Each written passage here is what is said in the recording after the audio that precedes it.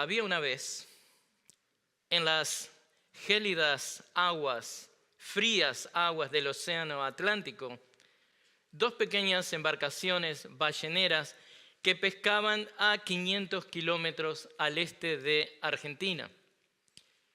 Corría el año 1891, cuando el buque británico Star of the East lanza dos pequeñas embarcaciones cerca de las Islas Malvinas.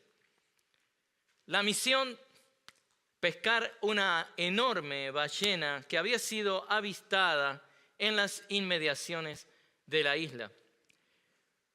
Los marineros le lanzan un arpón que da en el blanco y el gigante animal primero se sumerge 250 metros para luego volver a subir arremetiendo contra las embarcaciones.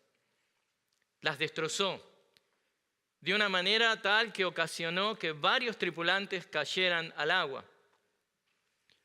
Uno de los tripulantes desapareció y otro, llamado James Bartley, un joven de 21 años, correría otra suerte. Luego de que la ballena fuera izada al barco, fuera levantada, los balleneros notaron movimientos en su estómago, por lo que le abrieron las tripas. Dice alguien: salió una bota con una pata de pantalón y allí estaba James Bartley, todavía vivo, después de 36 horas en el vientre de una ballena. Cuenta la historia que los jugos digestivos de la ballena le habían blanqueado la piel, el joven había perdido el pelo y estaba casi ciego. Finalmente, después de un tiempo de delirio de 2 semanas, al mes, el afortunado pescador pudo contar cómo había caído en la boca de la ballena. En su escalofriante relato, contó detalladamente cómo sintió esos enormes dientes rechinar sobre él, conforme este joven se deslizaba por la garganta del cetáceo hacia su estómago. Y cuenta la leyenda que este moderno Jonás vivió 18 años más, muriendo a los 39 años. En su lápida, en Gloucester, Inglaterra, se halla esta inscripción: James Bartley, un Jonás moderno. Pero hay más en esta historia, y es una inscripción que es exhibida en el Museo de la Orca de Edén, en la costa sur de Nueva Gales del Sur. Ellos citan, este museo cita como fuente fidedigna la historia de los registros del almirantazgo británico. Y la inscripción que tiene ese museo dice lo siguiente: antes de sumergirse, los cachalotes o las ballenas inhalan profunda y rápidamente, almacenando oxígeno en las fibras musculares, los tejidos y la sangre. ¿Podría ser que James Bartley sobreviviera gracias al almacenamiento de ese oxígeno?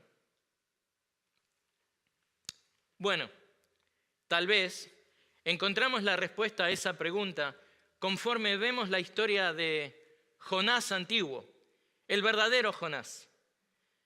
Porque hoy veremos la señal de Jonás desde el 1:17 del libro de Jonás. Y se los leo. Y el Señor dispuso un gran pez que se tragara a Jonás, y Jonás estuvo en el vientre del pez 3 días y 3 noches. Este es un versículo que es problemático para muchas personas, pero la única explicación posible es que es un milagro. Y los milagros son, por definición, algo que ocurre o que Dios hace fuera del curso normal de la naturaleza. Y la señal de Jonás es un milagro en el Antiguo Testamento. Si bien la palabra milagros no es usada con asiduidad en el Antiguo Testamento, muchas de las traducciones expresan estos eventos con otras palabras. Esto es debido a que los autores, inspirados por el Espíritu Santo, usaron otras palabras tales como señales, maravillas, poder. Y la palabra hebrea señal, que estamos viendo hoy, la señal de Jonás, significa testimonios o pruebas de la presencia divina.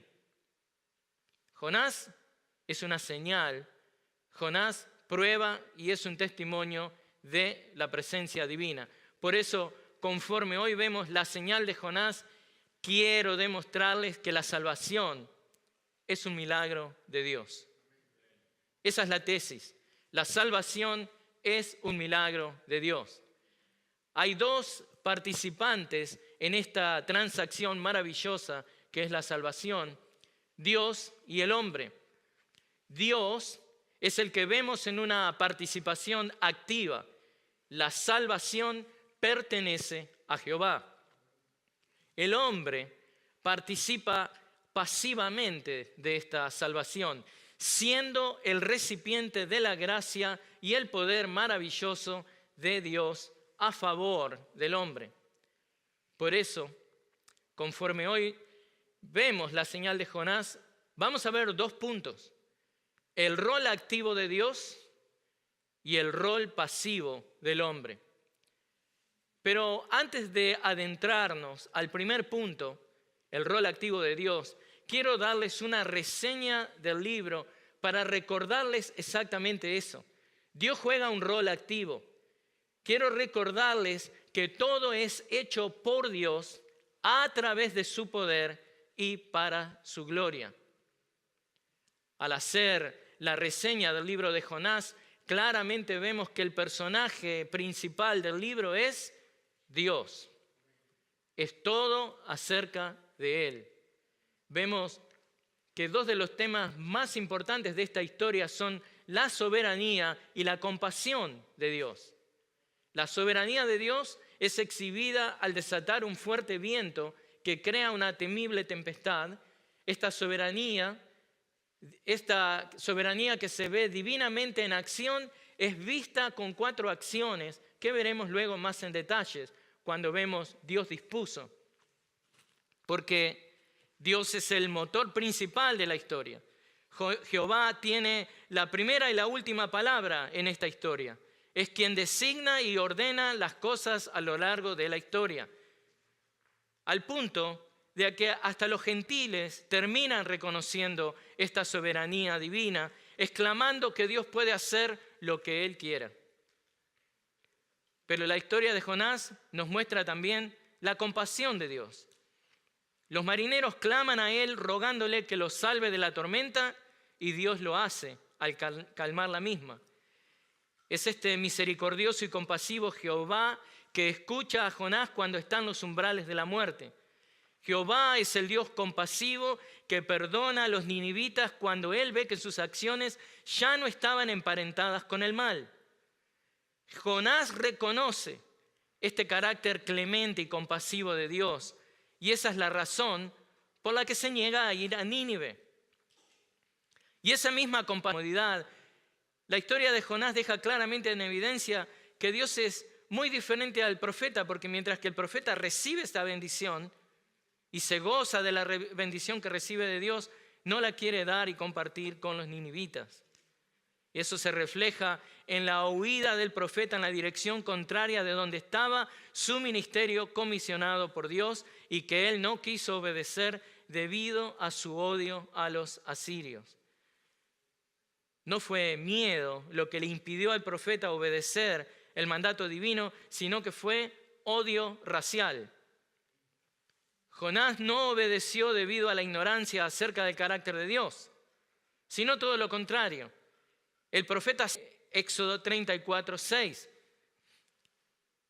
Pero ahora, hermanos, déjeme que le entregue lo que es la carta de navegación para que usted sepa exactamente dónde estamos. Hay dos secciones importantes en la historia de Jonás. Si usted toma su Biblia y toma ahí el libro de Jonás, va a ver que tiene 4 capítulos. La primera sección va del 1:1 al 2:10, que es el último versículo del capítulo 2. ¿Qué es lo que vemos ahí? El ministerio profético de Jonás a los gentiles, que es inicialmente rechazado por el profeta. La segunda sección son los 2 últimos capítulos, y esta sección va del 3:1 al 4:11.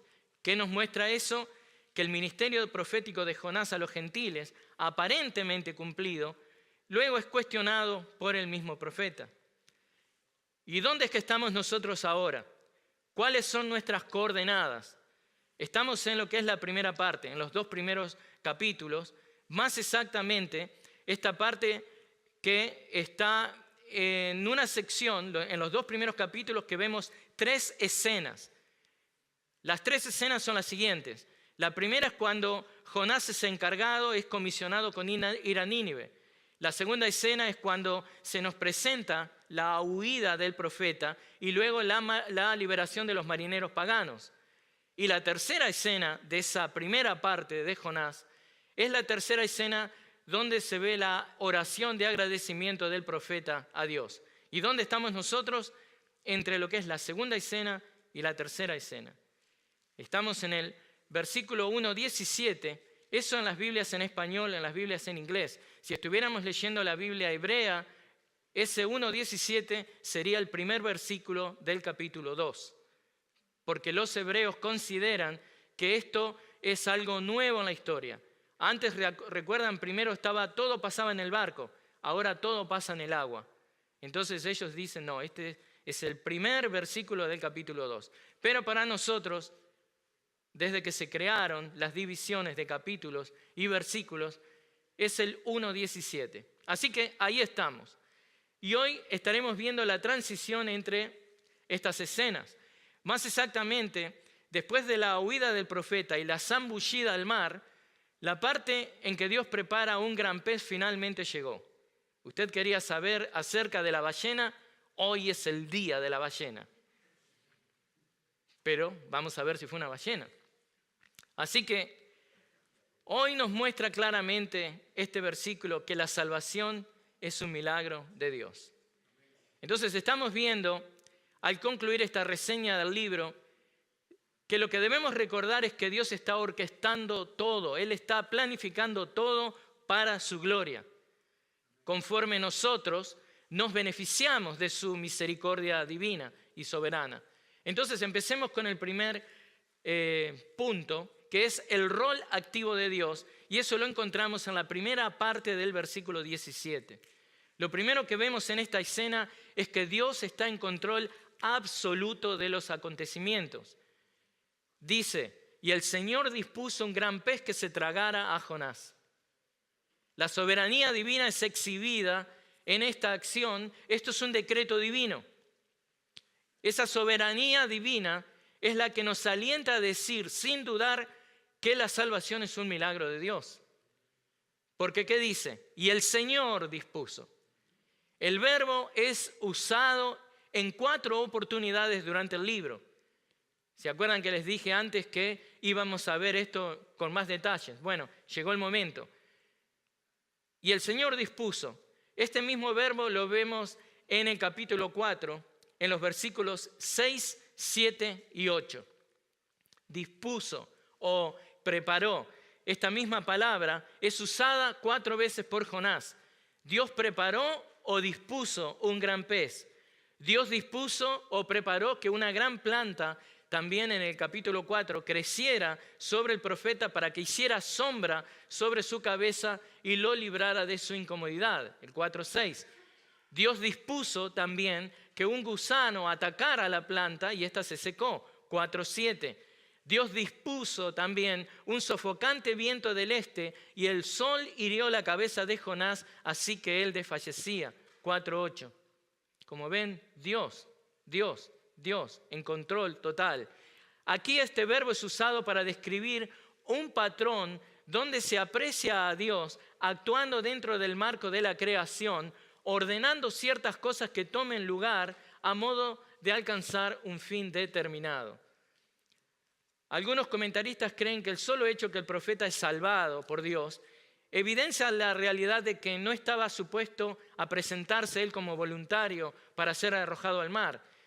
O sea, ellos creen que en otras palabras es como si el profeta tomó la iniciativa de algo que no era aprobado por Dios.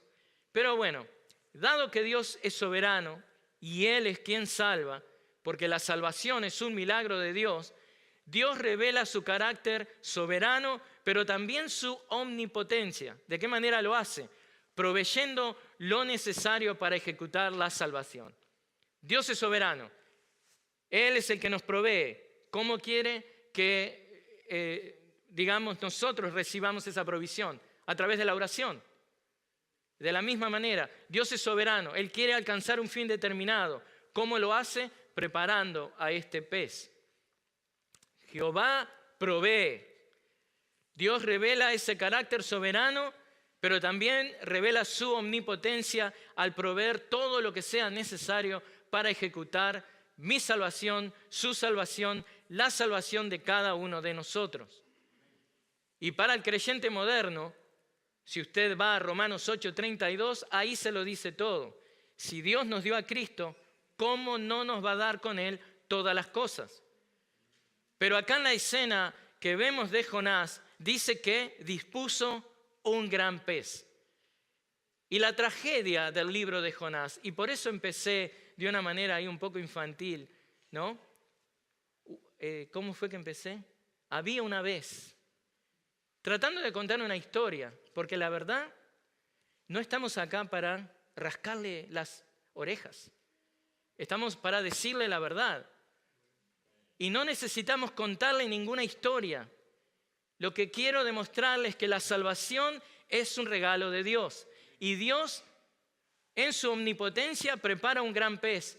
Y la tragedia del libro de Jonás es que la ballena se convierta en el personaje, dejando a un lado el carácter misericordioso de Dios que se refleja en este corazón misionero que está mostrando en todo este libro. Pero la ballena, o mejor dicho, el pez gigante, es instrumental para salvar al profeta. Como Brian Stelle, un comentarista, dice, mientras los marineros respiraban aliviados en cubierta, la vida de Jonás pendía de un hilo en el agua.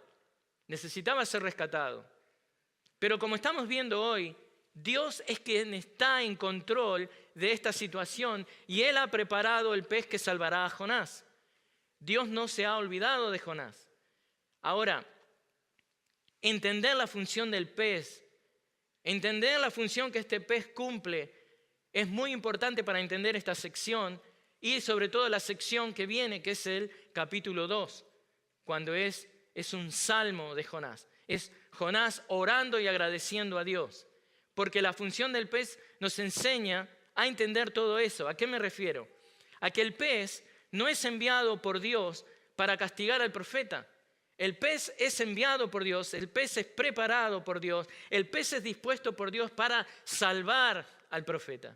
Y si no entendemos eso, no podemos entender lo que sigue del libro. Y bueno, Dios está rescatando al profeta. Si hubiera sido por los méritos del profeta, él, como cualquier otro pecador, merecía morir en las profundidades del mar de su desobediencia. Pero Dios actúa misericordiosamente a favor del profeta y a favor de cualquier pecador que se arrepiente. Porque tanto el profeta en esta historia como el pecador recibe la piedad y la misericordia de Dios. Dios usa y crea las circunstancias necesarias para salvar al profeta y a cualquier hombre. En este caso, Jehová dispuso un gran pez para que se tragara a Jonás. Vamos a ver qué se refiere con eso, conforme vemos este rol activo de Dios en la salvación, porque vemos que la salvación es un milagro de Dios.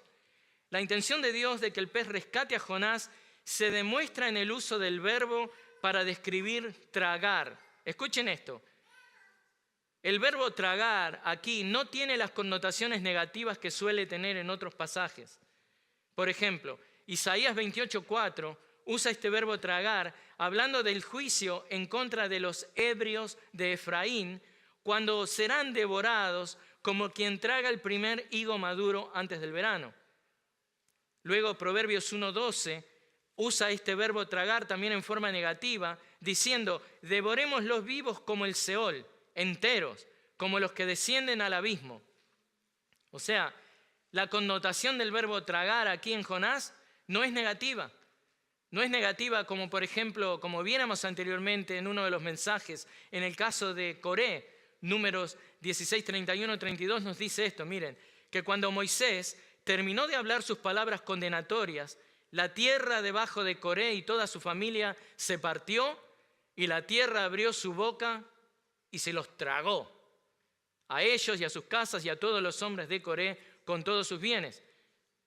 3 ejemplos donde el verbo tragar es usado en una manera de juicio, pero no es lo que vemos acá en Jonás. El pez traga a Jonás para salvación. Dios usa una circunstancia adversa, una circunstancia desagradable para salvar al profeta. Así que, ¿qué es lo que vemos acá? Una vez más, una ironía del libro. Dios salva al profeta a través de un medio desagradable. Dios ha preparado este gran pez para salvar a Jonás, pero también para enseñarle al profeta. Hay una intención pedagógica con las circunstancias que Dios está usando aquí. Y seguramente es lo mismo en su vida. A lo mejor usted está pasando un muy mal momento en su vida, que Dios está usando pedagógicamente para instruirle, para traerlo a salvación. El caso de Jonás es otra prueba de lo que es la bondad de la providencia divina. Aun cuando Dios le esté castigando, aun cuando las circunstancias adversas lo estén haciendo sufrir, Dios está buscando salvarlo. Y esto es algo que usted debe agradecerle a Dios. En el caso del profeta, haber sido tragado por un pez indudablemente fue muy incómodo, pero Jonás alcanza salvación. Y es eso mismo, esa incomodidad que termina salvándole la vida al profeta. Así que si usted está incómodo por la situación que está pasando, siga clamando a Dios de que Dios le salve. Dios a menudo preserva a su pueblo a través de formas que nos asombran. Los medios que Dios usa para salvarnos muchas veces nos desagradan sobremanera. Pueden haber oportunidades en las que sentimos que Dios nos está haciendo pasar por el infierno mismo, pero es para salvación. Les cuento algo. Recuerdo el caso de un muchacho que estaba involucrado en la música satánica, ¿no? Y un día tuvo un accidente terrible, un accidente automovilístico. Su auto se incendió y él quedó inconsciente. Y cuando lo sacaron y termina sobreviviendo, luego del rescate, su cuerpo tuvo quemaduras como 90% del cuerpo. Y tuvo una recuperación bien dolorosa. Él fue atendido por doctores y enfermeras cristianas quienes compartieron el evangelio con este joven. 2 años más tarde, el muchacho, desfigurado por el fuego, le agradecía a Dios que ese fuego momentáneo le llevó a salvarlo del fuego eterno. Muchas veces Dios usa los medios más incómodos y dolorosos para obrar lo mejor en nuestras vidas. Así que, algo que aprender acá de Jonás en el pez. ¿Saben qué es? Cuando usted está en esa situación bien adversa, bien incómoda, que la fe verdadera nos ayudará a ver más allá de la incomodidad, más allá de la oscuridad, más allá de las profundidades y confiar en Dios, de que lo que sea que Él nos traiga a nuestra vida, también nos va a ayudar a pasar por eso. No solamente eso, sino que los propósitos por lo cual Él lo hace de esa manera es debido a sus propósitos que son amorosos, propósitos de Dios que están llenos de gracia y que son buenos. Así que aliéntese con eso. Ahora, la pregunta es, ¿comprendió Jonás eso después de su estadía en el pez? Yo creo que sí, pero no me quiero adelantar. La respuesta en nuestro segundo punto, vamos a ver si algo de eso la encontramos ahí. El segundo punto de hoy es el rol pasivo del hombre. Porque dijimos que tenemos una tesis, que la salvación es un milagro de Dios. Y estamos demostrando esa tesis, mostrando que esa salvación, que es un milagro de Dios, ve a un Dios activo, un Dios que provee el medio y un Dios que determina el fin para esa salvación. Y ahora vamos a ver que conforme le demuestro la tesis de que la salvación es un milagro de Dios, el hombre cumple un rol pasivo, donde él recibe el medio que sea que Dios está usando para salvarle, y donde el hombre también recibe el beneficio de este fin que ha sido predeterminado por Dios. Así que vamos al segundo punto. ¿Dónde lo encontramos? Como hacemos predicaciones positivas, lo encuentra en la Biblia. Desde la Biblia, la última parte del versículo 17, vamos a estar viendo el rol pasivo del hombre. ¿Qué es lo que dice ahí el versículo? Y Jonás estuvo en el vientre del pez 3 días y 3 noches. Es una actitud bien pasiva, no tenía nada para hacer. No tenía cable, no tenía Netflix, no tenía nada. Porque, hermanos, conforme hoy vemos la señal de Jonás, quiero demostrarles que la salvación es un milagro de Dios. Y como hay dos participantes en esta transacción maravillosa, Dios y el hombre, y acabamos de ver a Dios en una participación activa, porque la salvación pertenece a Jehová, ahora debemos ver cómo el hombre participa pasivamente en la salvación. En el sentido de que él es el recipiente de la gracia y el poder maravilloso de Dios a su favor, que lo trae de la muerte espiritual para elegir a Cristo. Leemos en la segunda parte del versículo 17, nuevamente, y Jonás estuvo en el vientre del pez 3 días y 3 noches. Aquí nos encontramos de frente con un decreto divino. Esto es diseño puro de la genialidad de Dios. El rol pasivo del hombre es necesario porque Dios no quiere que hayan dudas al respecto de que la salvación pertenece a Jehová. Jonás es puesto en las condiciones que Dios quiere para que él, Dios, ejecute la salvación del profeta. Así que los 3 días y las 3 noches de Jonás dentro del pez deben ser entendidos como un viaje desde la muerte a la vida. Y quiero aclarar aquí que cuando digo que Dios es activo y el hombre es pasivo, me refiero a la salvación, porque en la santificación del creyente el hombre no es pasivo.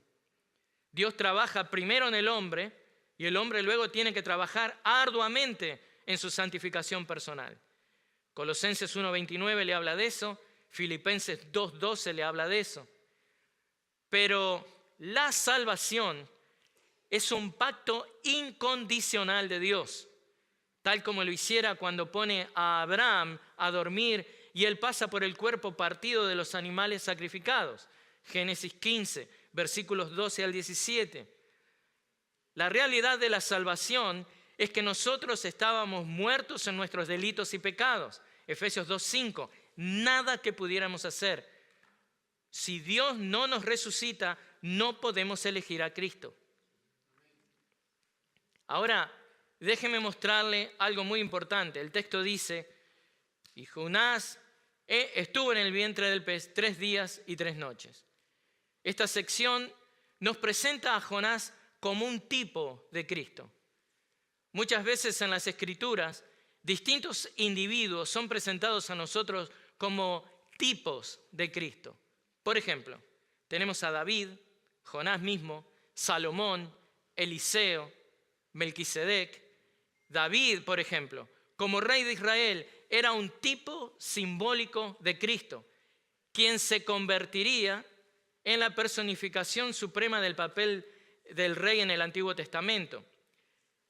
Y ahora, puesto que Dios actúa de manera constante, los acontecimientos de esos individuos, de esas instituciones de Dios del Antiguo Testamento, a los que llamamos tipos, lo que hacen es estos tipos buscan más allá de sí mismos su cumplimiento y su interpretación máxima en el futuro, en lo que se llama el antitipo, o sea, la cosa o la persona tipificada. Vamos de nuevo al ejemplo. David es el tipo, Cristo es el antitipo. Y la palabra antitipo no tiene connotaciones negativas. Es que es a la persona a quien David apuntaba. Entonces, los tipos del Antiguo Testamento prefiguraban en forma de sombra lo que estaba por venir, el antitipo. Y eso es lo que vemos que nuestro Señor Jesús entiende. El Señor Jesús entiende la palabra de Dios del Antiguo Testamento de esta forma. ¿Por qué? Porque Él mismo usa a Jonás como un tipo de la persona de Cristo, o sea, y lo vamos a ver en Mateo 12, no me quiero adelantar. Simplemente en este punto le quiero dar una advertencia acá, ¿no? Es que no estoy hablando de que es permitido abusar del método de tipología. No estoy hablando de tomar cualquier cosa y cualquier evento del Antiguo Testamento y antojadiza y caprichosamente buscar su antitipo en el Nuevo Testamento. No, no funciona así. Porque abusos pueden ser hechos. Y así como no debemos abusar de lo que es la interpretación literal y creer que la interpretación literal es esto. Decimos, Jesús dice que Él es la puerta, ¿no? Pero esa interpretación literal está usando una manera de expresión. No quiere decir que su cuerpo es de madera. De la misma manera que no debemos abusar ese tipo de interpretación súper literal, cuando se trata de tipos y antitipos, tampoco debemos hacerlo en forma abusiva, porque terminamos con algo que no es lo que está comunicando la palabra de Dios. Por ejemplo, los judíos, un ejemplo de un mal uso de un tipo, los judíos enseñaban que la transformación del carácter de Jacob, por todas las cosas que pasó, ellos lo usaban para hablar y mostrar a Israel para que se aliente a vencer a sus enemigos. O sea, usaban un tipo de una manera totalmente negativa con un fin que no era el, digamos, intencional o lo que la palabra de Dios había determinado. Así que eso sería erróneo, pero, como les digo, no podemos negar que el Señor Jesús estableció una analogía entre Él y Jonás. Ahora, otra cosa a tener en cuenta es que tampoco debemos caer en una alegorización del texto de Jonás, porque terminaríamos negando la historicidad de este evento. Este fue un evento histórico. Y si yo salgo diciendo que Jonás era, no sé, otra cosa completamente distinta del hombre histórico que es en ese evento histórico, yo termino distorsionando la verdad de las Escrituras. Si yo termino diciendo, alegorizando la Escritura de que, bueno, la ballena o el pez es tal cosa, y eso lo enseño como si la Biblia enseña eso, yo estoy cambiando completamente el sentido de lo que la palabra me está tratando de enseñar. En este caso, este evento histórico de Jonás en el pez es un milagro y era necesario para que Dios salvara al profeta y pusiera al corazón del profeta en sintonía con el ministerio que Dios le ha dado y que él eventualmente al principio había rechazado. Así que, ¿qué es lo que podemos ver? Hablemos un poco, conforme estamos ahí, de que Cristo usó este Jonás 1:17 como un evento histórico. Jonás es quizás uno de los ejemplos más significantes de un individuo del Antiguo Testamento que sirve como tipo de Jesús.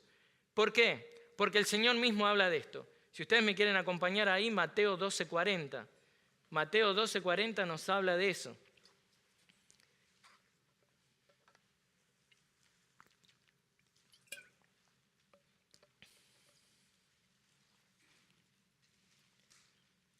Dice, porque como estuvo Jonás en el vientre del monstruo marino 3 días y 3 noches, así estará el Hijo del Hombre 3 días y 3 noches en el corazón de la tierra. Esas son palabras del Señor Jesús. Jonás estuvo enterrado en el vientre del pez y Jesús estuvo enterrado en el corazón de la tierra. O sea, un tipología. Como Jonás y su predicación fueron una señal para los ninivitas, así la predicación de Jesús fue una señal para la generación de los tiempos de Jesús y es una señal para nuestros tiempos. Y de la misma manera que la predicación de Jonás fue validada por la liberación milagrosa que Dios lleva a cabo a través del pez, de la misma manera la predicación de Cristo fue validada por su liberación a través de su resurrección. Y el Señor claramente dice ahí en Mateo 12:40, que estén esperando su resurrección, porque va a ser tan cierta como este evento, como esta liberación que Dios hace con el profeta Jonás, que pasa 3 días y 3 noches en el pez. Nuevamente, Brian Stelle, este comentarista, dice con gran exactitud: un uso juicioso del método tipológico de interpretación, lejos de apuntar a una desorganización o confusión en las Escrituras, en realidad pone de relieve la continuidad y el cumplimiento de las Escrituras que culminan en la persona y la obra de Cristo. Así que, bueno, ya terminamos con la parte de tipología y estamos viendo, esto es parte también del rol pasivo del hombre, ¿no? El hombre no es, digamos, el antitipo, pero bueno, ¿qué tal la frase 3 días y 3 noches? Hablemos un poco de eso. Hay varias maneras de entender esta frase sin que una cosa se contradiga con la otra. Por ejemplo, esta expresión, 3 días y 3 noches, no es una medida de tiempo precisa. O sea, no es que se refiere a 72 horas. Desde que lo tragó el pez, empieza a correr el reloj en 72 horas. O lo mismo con el Señor Jesús.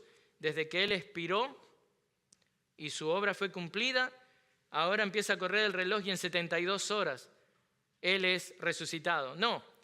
En el caso del Señor claramente se ve que era un uso judío decir 3 días y 3 noches a lo que era 3 partes de, 3 días distintos, con que haya una parte en cada día. O sea que podía ser con que haya 1 hora del miércoles, las 24 horas de jueves, 1 hora del viernes, eso contaba como 3 días y 3 noches. En el caso de, por ejemplo, Jonás, es algo parecido y es un uso que el Antiguo Testamento, por ejemplo, se encuentra en varios lados del Antiguo Testamento, pero le muestro un par de ellos. Primera de Samuel 30:12, hay un joven egipcio que es interrogado por David y este joven está desfalleciendo de hambre. Y les leo, Primera de Samuel 30:12, y dice: también le dieron un pedazo de torta de higos y 2 racimos de uvas pasas y comió, y su espíritu se reanimó, porque no había comido pan ni bebido agua en 3 días y 3 noches. ¿Qué es lo que está comunicando ahí? Se consideraba que 3 días y 3 noches, ese era el tiempo que un hombre podía sobrevivir sin agua y comida. Y que Jonás haya estado en el vientre del pez por 3 días y 3 noches, habla de muerte, dado que ese era el periodo de tiempo que se requería para confirmar una muerte. ¿Dónde vemos esto? Juan 11:39. Jesús espera 4 días para ir a ver a Lázaro, a modo de que nadie dudara que estaba bien muerto. En otras palabras, los 3 días y las 3 noches de la estadía de Jonás dentro del pez pueden entenderse como una indicación de un viaje de la muerte a la vida, como nos muestran varias referencias que vamos a ver en la oración que hace Jonás, lo vamos a ver la semana que viene. Así que el uso de este tópico de muerte subraya que Jonás estaba a las puertas de la muerte y que incluso al usar esta expresión 3 días y 3 noches, nos habla que incluso desde el umbral de la muerte, desde aquel remoto lugar, Jehová escuchó su clamor y respondió con la salvación. Miren, otra historia que les cuento. Uno de mis profesores fue a ver, por pedido de la madre, a un muchacho que había tenido un accidente en una moto. Estaba completamente inconsciente y llamaron al pastor para que orara por el muchacho porque la madre necesitaba fuerza para desconectarlo. El pastor le dice: hermana, no se preocupe, vamos a orar por él. Pero antes de orar, el pastor se acercó al cuerpo del muchacho y le empezó a dar el evangelio. Y le habló el evangelio y le instó a que se arrepintiera de sus pecados y aceptara a Cristo. Pasó el tiempo, pasaron unos meses. Al final del servicio, el pastor va al final y un muchacho lo está esperando con una sonrisa, la mano extendida, y le dice: ¿usted no se acuerda quién soy? El pastor: ni idea. Me dice: no, pero me dice: usted oró por mí cuando yo estaba clínicamente muerto. Y yo escuché lo que usted me dijo y yo acepté a Cristo. O sea, hermanos, Dios trae a la gente desde el umbral de la muerte. Así que hace poco uno de nuestros amados hermanos acá fue a visitar a su mamá y hablamos de eso. Hay que dar el evangelio hasta el último minuto. Porque Dios, como vemos claramente en el caso de Jonás, rescata al pecador. En este caso era un siervo de Dios. Pero Dios rescata al pecador desde el umbral de la muerte. ¿Por qué? ¿Por qué es eso? ¿Cuál es la tesis que tenemos hoy? La salvación es un milagro de Dios. Y así como ese muchacho estaba clínicamente muerto, la palabra dice en Efesios 2:5 que nosotros estábamos muertos en nuestros delitos y pecados. No había respuesta espiritual a la predicación de Cristo. Y la única manera de que podemos responder afirmativamente a Cristo es si Dios produce el milagro de la resurrección, el milagro de la regeneración espiritual. Así que la salvación es un milagro de Dios. Jonás fue una señal de eso. Y el hombre siempre tiene un rol pasivo.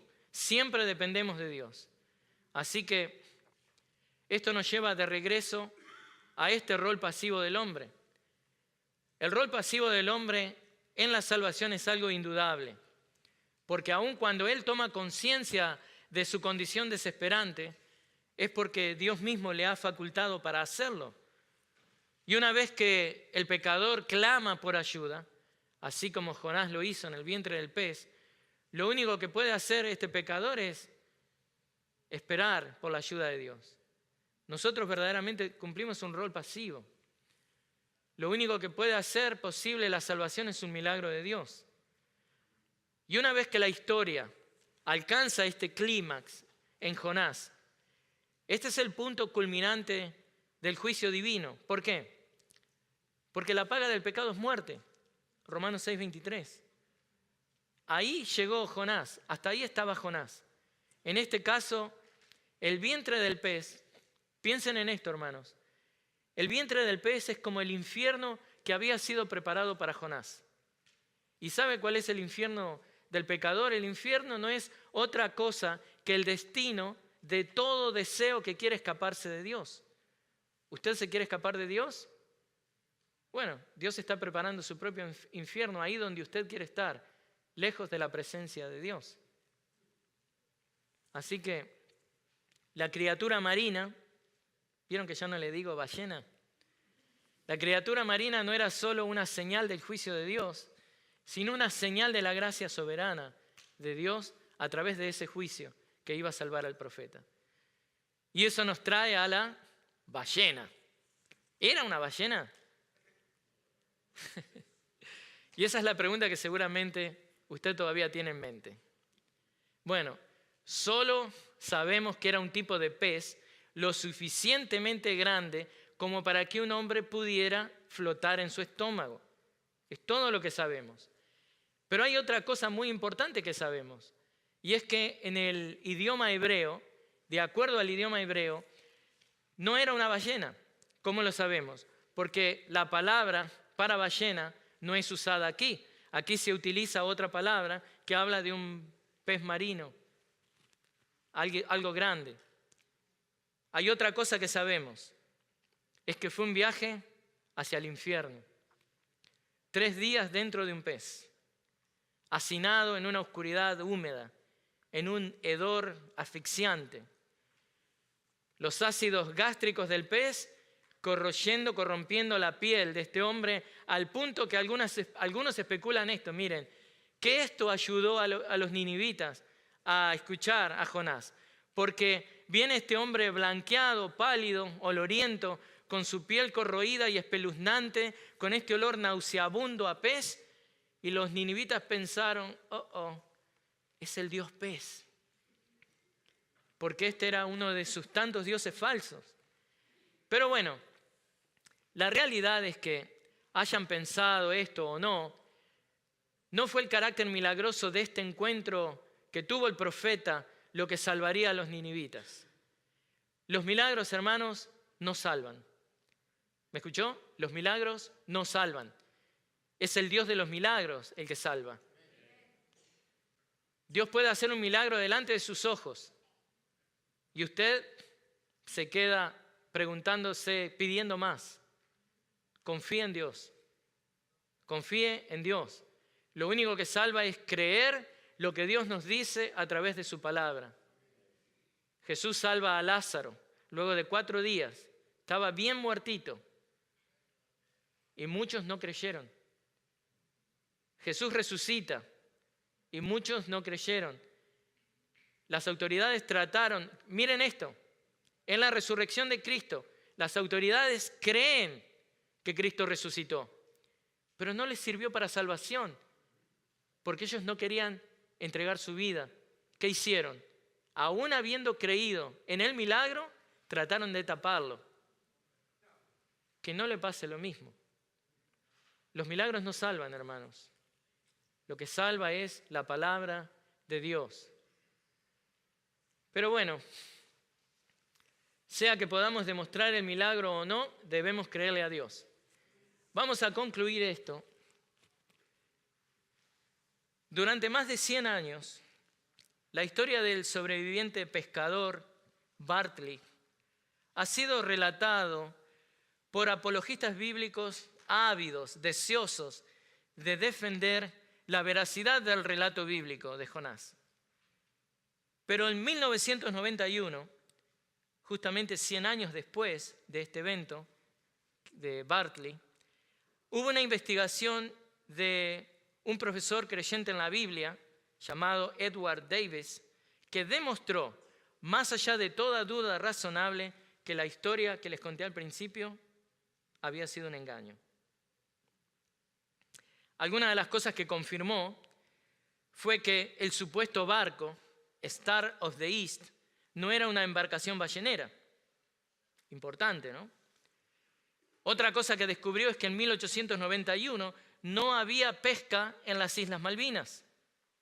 Otra cosa que también descubrió en su investigación, que el nombre de Bartley nunca apareció en un manifiesto mencionado en el barco, o sea, en el listado de pasajeros del barco, este Bartley nunca estuvo. En esta investigación de Edward Davis, la esposa del capitán del barco negó que su marido haya perdido a alguien que se haya tirado por la borda.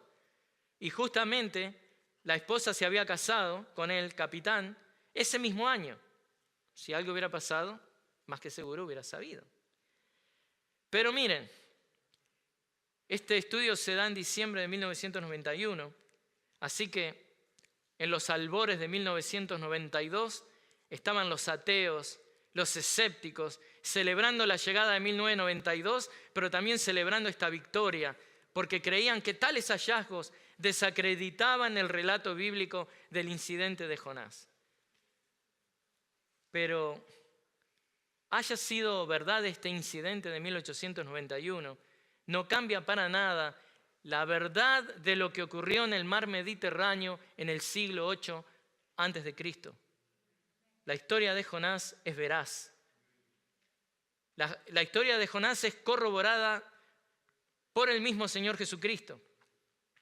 Y los cristianos no necesitamos de la historia de Bartley para corroborar el relato de Jonás. Debemos parar y dejar a un lado los esfuerzos de revolver y remover, digamos, el velo del secreto del milagro. Usted no necesita saber los detalles para creerle a Dios. Usted tiene que creerle a Dios. En un sentido, la actitud del cristiano debe ser la misma que debemos tener respecto a los hallazgos arqueológicos. Hay mucha gente que está siempre, digamos, esperando el nuevo hallazgo arqueológico que confirme que la Biblia es verdad. Y en el campo de la arqueología y la Biblia hay dos grupos, minimalistas y maximalistas. Los minimalistas minimizan los datos bíblicos en deferencia a los datos arqueológicos. O sea, lo que diga la Biblia no es muy importante. ¿Qué es lo que dice la arqueología? Y los maximalistas, por el contrario, creen que la ausencia de pruebas de algo no necesariamente prueba la ausencia o la negación de un evento. O sea, y es lo mismo acá. Aquellos que no creen en la creación en 6 días, eso es un milagro único, irrepetible. No puede ser hecho nuevamente. Entonces, no puede ser demostrado para aquel que duda. La resurrección de Cristo, el nacimiento virginal de Cristo, el cruce del Mar Rojo, todos los milagros que narra la Biblia, el cristiano debe creerlos, porque Dios es un Dios milagroso. Y la salvación que usted disfruta es un milagro de Dios, donde Dios es activo y usted es pasivo, y eso también es una realidad. Entonces, en otras palabras, si fue una ballena o no, saber o no qué tipo de pez fue el que tragó a Jonás, ese no es el punto en el que debemos detenernos. Este evento fue un milagro, y si la historia hubiera dicho que Dios envió un camarón a tragar al profeta, aún así deberíamos creerlo. Dios no necesita el convencimiento del hombre a través de la corroboración de los hechos de Dios. Dios demanda fe en su palabra para salvar a los hombres. La señal de Jonás claramente nos muestra que en el camino de la historia del plan de redención que Dios ha diseñado para su gloria, Él ha instalado esas señales a la vera del camino, al costado del camino. Él ha puesto esos acontecimientos, esas personas que son tipos y son importantes en este plan maravilloso que Dios ha preparado para glorificarse a sí mismo. Dios siempre va a proveer lo necesario para alcanzar sus propósitos, porque el Dios omnipotente deliberadamente ordena el fin y también proporciona los medios para alcanzarlo. Y esta verdad debe darnos la confianza firme de que Dios alcanzará los planes que ha decretado para nuestras vidas. No solo en nuestra salvación, sino también en nuestra santificación. Por eso, la señal de Jonás claramente nos muestra que en el plan de la gracia redentiva de Dios, en el plan soberano de Dios, nuestra salvación en Cristo fue completamente preparada. Esto es un decreto de Dios. Y miren todo lo que Dios ha preparado para que vean que la salvación es un milagro de Dios. Miren el rol activo de Dios. Envía a su Hijo. Viene la encarnación del Hijo de Dios. Viene el nacimiento virginal. El Hijo caminando una vida perfecta. El Hijo traicionado por Judas, entregado por los judíos en manos de los gentiles. En el plan soberano y compasivo de nuestro Dios, Cristo fue a la cruz, porque la salvación pertenece a Dios. Él, Dios, es quien ha provisto al Salvador del mundo, según el plan definido y la presencia de Dios, como dice Pedro en Hechos 2:23. Dios es activo en la salvación conforme el hombre juega un rol pasivo, porque nada puede el hombre hacer. El hombre está muerto en sus delitos y pecados. Pero la señal de Jonás que vimos hoy nos muestra que Dios dispuso que Jesús resucitará de entre los muertos al tercer día. Y esto pasó. Y luego Él iba a resucitar, iba a volver a este mundo. Y ese poder de resurrección ahora está activo en la vida de cada uno de sus hijos. Y al igual que Jonás llegaría con el tiempo, ¿no? Jonás llegaría con el tiempo, y lo vamos a ver en los próximos capítulos. Él va a llegar a Nínive como prueba de esta gracia soberana y perdonadora y dadora de vida de Dios. Es lo mismo que nosotros hemos experimentado con Cristo.